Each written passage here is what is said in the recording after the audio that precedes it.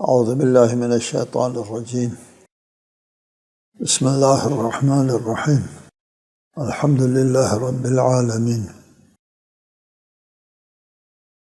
والصلاة والسلام علی اشرف الانبیاء والمرسلین وآلہ الطیبین الطاہرین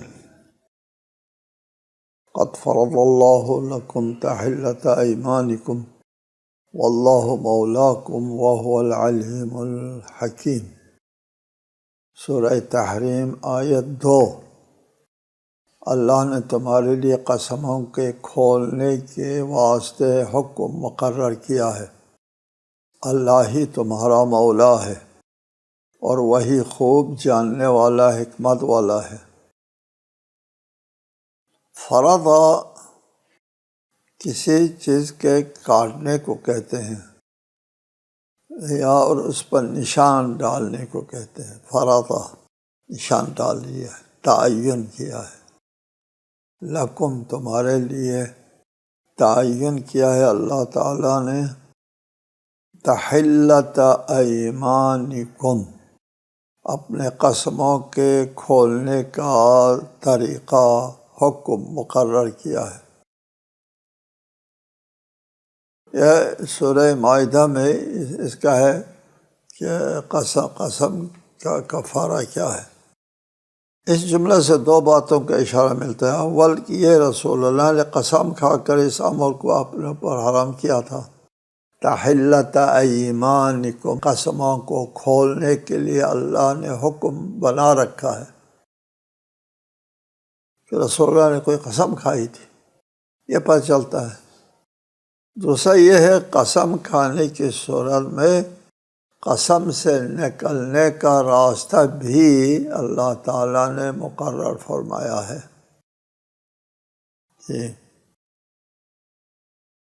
جیسا کہ حضرت ایوب مریض ہو گئے، مشہور ہے ایوب کا صبر۔ ایوب مریض ہو گئے، سب چھوڑ چھاڑ کے چلے گئے، تعفن اور بدبو آنا شروع ہو گئے جسم سے، اور تو اپنی زوجہ کے کسی عمل پر برہم ہوئے حضرت ایوب، اور پھر قسم کھائی کہ اس کو 100 کوڑے مارنے کے لیے 100 کوڑے مارنے کی قسم کھائی حضرت ایوب نے۔ رات میں پتہ چلا کہ وہ زوجہ بے گناہ تھی، اور ادھر 100 کوڑے ڈالنے کی قسم کھائی ہے، کیا کریں؟ اللہ تعالیٰ نے فرمایا وَخُذْ بِيَدِكَ ضِغْثًا فَاضْرِب بِهِ وَلَا تَحْنَثْ، اپنے ہاتھ میں ایک گچھا تھام لو جس میں 100 تنکے ہو، ایک گچھا تھام لو اس میں 100 تنکے ہو، اور وہ 100 تنکوں والا جھاڑو کا گچھا مارو، 100 کوڑے ہو گئے۔ خود بیدک ضغثا، لو اپنے ہاتھ میں گچھا اور اسے مار لے، فضرب بھی، اس کو مار لو، ولا تحنث، قسم نہ توڑو۔ دیکھو یہ بھی قسم سے نکلنے کا راستہ ہے۔ اب یہاں قسم کھولنے کا کیا طریقہ اختیار کیا گیا؟ بہت روایات ہیں۔ ایک روایت ہے کہ رسول نے قسم کھائی تھی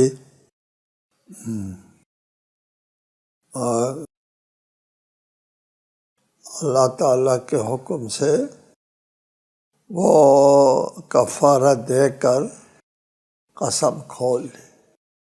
ایک دوسری رائے یہ ہے کہ رسول اللہ کی قسم پر بھی کفارہ نہیں ہے، باقی لوگوں کے قسم پر کفارہ ہے، رسول اللہ صلی اللہ علیہ وآلہ وسلم کے قسم پر کفارہ نہیں ہے۔ یہ بھی ایک روایت ہے۔ تیسری رائے ہے کہ رسول اللہ نے قسم نہیں کھائی تھی، وعدہ کیا تھا، اور وعدے کا پورا رسول اللہ پر واجب تھا، اور اس کے لیے ایک واجب کا ترک ہو گیا تھا، یہ بھی بعید ہے۔ چوتھی رائے یہ ہے کہ فرض سے مراد یہ ہے قسم سے نکلنے کے لیے استثناء کا حکم دیا جائے، یعنی قسم کھانے کے بعد انشاءاللہ کہے تو قسم نہیں ٹوٹے گی۔ جی یہ بھی ایک، یعنی اگر یہ کہے قسم بخدا میں یہ کام نہیں کروں گا اگر اللہ نے چاہا،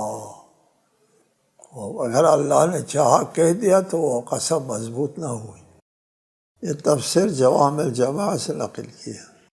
یہاں اس بات کا کوئی نتیجہ نہیں ہے کہ ایک مستحسن امر کو چھوڑنے پر قسم ہوتی ہے یا نہیں، چونکہ اول یہ عمل رسول اللہ کا عمل ہے، ثانیاً قرآن قسم کھولنے کا اشارہ فرما رہا ہے، اور ہم اس قسم کی تفصیل میں لگ جائیں کیا تھا کیا نہیں تھا، زیادہ تفصیل میں جانے کا کوئی مقصد نہیں ہے یہاں پر۔ واللہ مولاکم، اللہ تمہارا مولا ہے، وہ جو حکم دے دے وہ نافذ ہے۔ مولا ولایت اللہ تمہارے پر، اللہ کو حاکمیت ہے، مولا یعنی حاکم ہے، اعلیٰ اللہ ہے۔ یہ جو ہم پڑھتے ہیں من کنت مولا فہذا علی مولا، جس کے اوپر میں حاکم ہوں، علی اس کے اوپر حاکم ہے۔ یہ واللہ مولاکم، اللہ تمہارے اوپر حاکم ہے، وہی جو حکم دے دے۔ وَإِذْ أَسَرَّ النَّبِيُّ إِلَىٰ بَعْضِ أَزْوَاجِهِ حَدِيثًا فَلَمَّا نَبَّأَتْ بِهِ وَأَظْهَرَهُ اللَّهُ عَلَيْهِ عَرَّفَ بَعْضَهُ وَأَعْرَضَ عَنْ بَعْضٍ فَلَمَّا نَبَّأَهَا بِهِ قَالَتْ مَنْ أَنبَأَكَ هَٰذَا قَالَ نَبَّأَنِيَ الْعَلِيمُ الْخَبِيرُ۔ اور یاد کرو جب نبی نے اپنے بعض ازواج سے راز کی بات کہی تھی، بس جب اس نے اس راز کو فاش کیا، اس ازواج نے،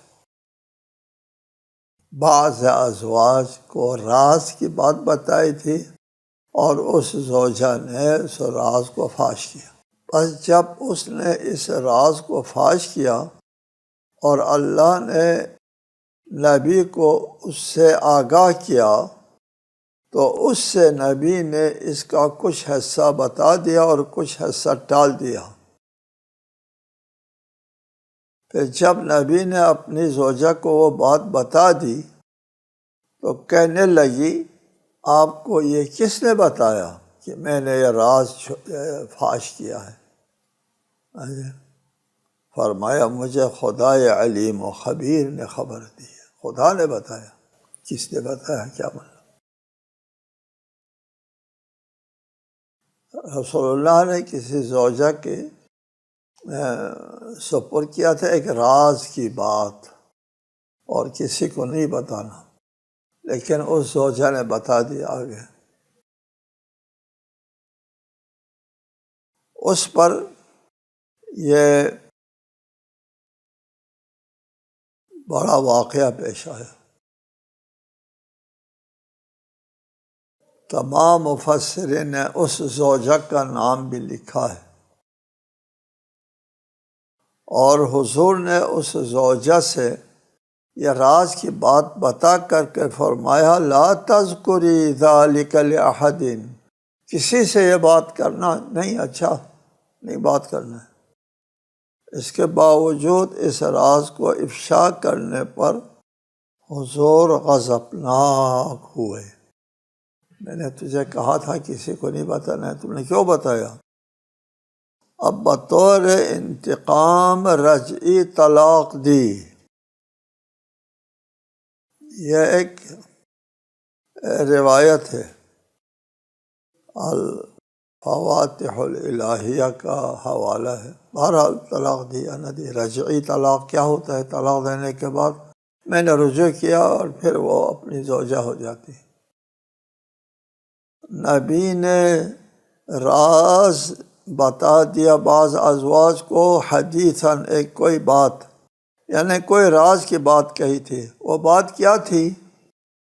وہ قرآن نے مبہم رکھا ہے، حدیثاً کوئی بات۔ پھر آگے جا کر کے لوگ جو ہے وہ اس کے پیچھے جاتے ہیں۔ وہ کوئی بات کیا تھی کہ حضرت نے ایک زوجہ کو راز کے طور پر بتائی تھی۔ وہ راز کیا تھا؟ وہ ایک قول ہے کہ حضرت ماریہ کا واقعہ حضرت عائشہ کو نہ بتانے کے لیے کہا تھا اور انہوں نے بتا دیا۔ دوسرا قول یہ ہے شہد پینے کا واقعہ تھا، وہ بتا دیا۔ شہد نہ پینے کی قسم، وہ بتا دیا۔ خلافت کے بارے میں پیش گوئی تھی، وہ بتایا تھا اس زوجہ کو، اور اس زوجہ نے آگے بتا دیا۔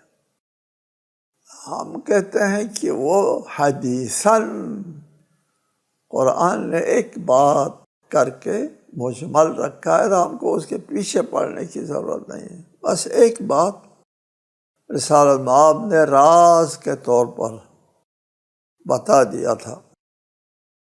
بہرحال یہ بات اہم نہیں ہے کہ وہ راز کی بات کیا تھی، وہ اہم نہیں ہے، اس لیے قرآن نے بھی اس کی طرف اشارہ نہیں فرمایا۔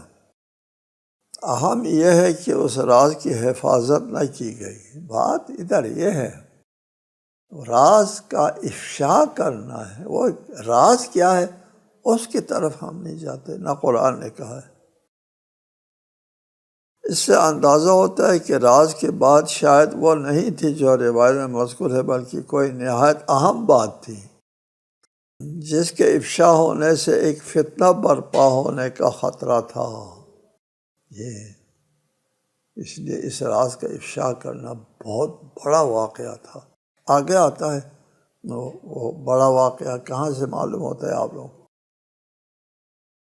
جیسا کہ سیاق سے معلوم ہوتا ہے، سیاق آیت سے معلوم ہوتا ہے کہ وہ بہت اہم بات تھی۔ فلما نبأت بھی، جب اس زوجہ نے بتا دیا اس راز کو، فاش کیا، نبأت فاش کیا، بتا دیا، خبر دے دی۔ راز فاش کرنے والی جو ہے زوجہ وہی تھی جس کو رسول اللہ نے رازداں بنا کر کے بتا دیا تھا۔ وَأَظْهَرَهُ اللَّهُ عَلَيْهِ، اللہ نے اس نبی کو آگاہ کر دیا کہ آپ کی زوجہ نے آپ کا راز فاش کر دیا ہے۔ یہ راز کوئی عام سی بات نہ تھی، ورنہ وحی کو مداخلت کرنے کی ضرورت پیش نہ آتی۔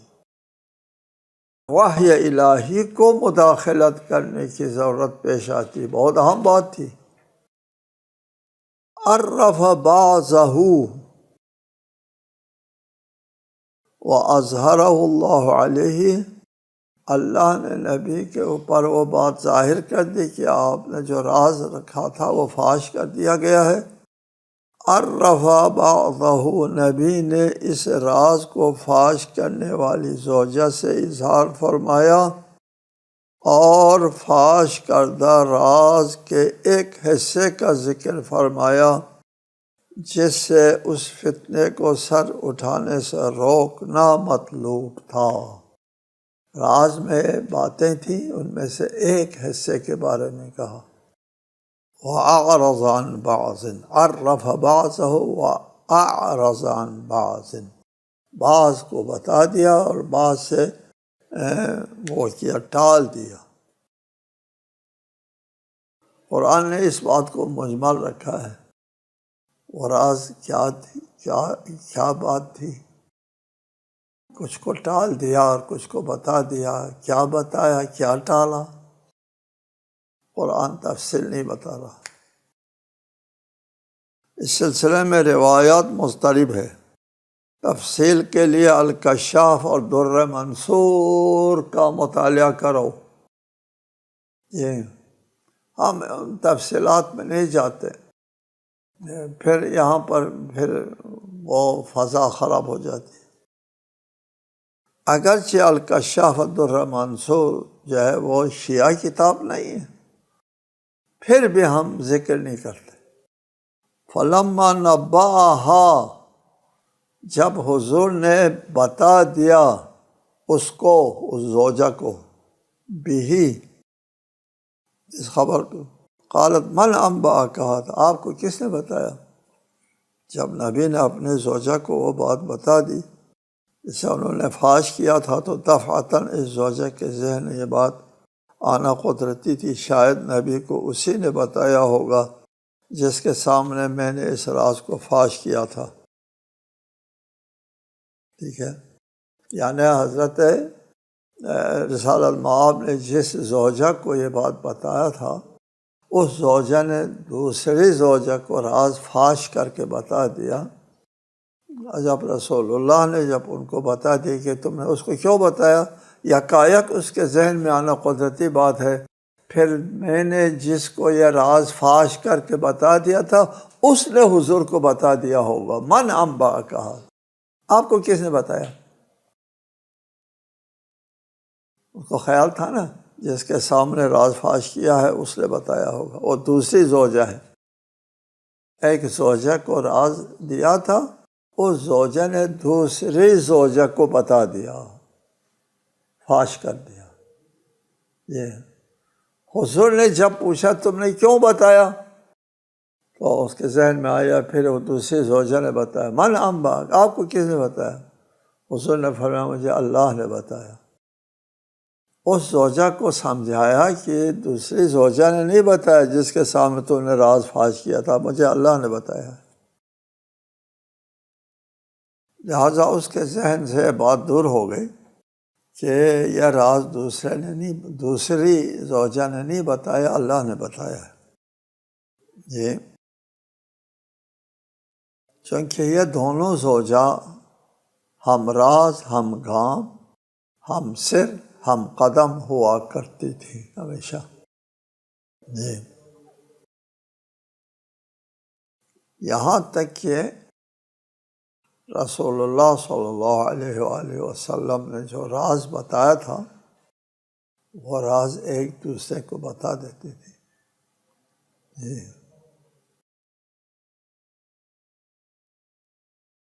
لیکن ان دونوں کے راز کو دوسروں کو نہیں بتاتی تھی، دونوں سے ہٹ کے باہر ایک دوسرے کو بتاتے، اتنا آپس میں ہم آہنگی، ہم خیال تھی۔ اگلے آیت سے پتہ چلتا ہے کہ یہ دونوں کس قسم کی مہم چلا رہی تھی، کوئی مہم چلا رہی تھی۔ ہم آیت کے ساتھ ہیں نا، ہمیں روایت نہیں ہے، آیت کے ساتھ۔ ان تتوبا الی اللہ فقد صغت قلوبکما وان تظاہرا علیہ فإن اللہ هو مولاه وجبریل وصالح المؤمنین والملائکۃ بعد ذلک ظہیر۔ اللہ، اگر تم دونوں توبہ تم دونوں اگر اللہ کے سامنے توبہ کر لو تو بہتر، کیونکہ تم دونوں کے دل ٹیڑھے ہو گئے ہیں، اور اگر تم نبی کے خلاف ایک دوسرے کی پشت پناہی کرو گی، تظاہرا، پشت پناہی کرو گی رسول کے خلاف، علیہ، رسول کے خلاف، تو اللہ اس رسول کا مولا ہے، اور جبرائیل اور صالح مومنین اور فرشتے بھی اس کے بعد ان کے پشت پناہ ہے۔ بہت بڑا حملہ ہے، اور اس کے مقابلے کے لیے اللہ اس کا مولا ہے، جبرائیل مولا ہے، صالح مومنین والملائکہ، فرشتے سب رسول کی مدد کرنے والے ہیں۔ اتنا بڑا حملہ، کیا بات ہے، کوئی بڑی بات تھی، کوئی واقعہ بڑا تھا۔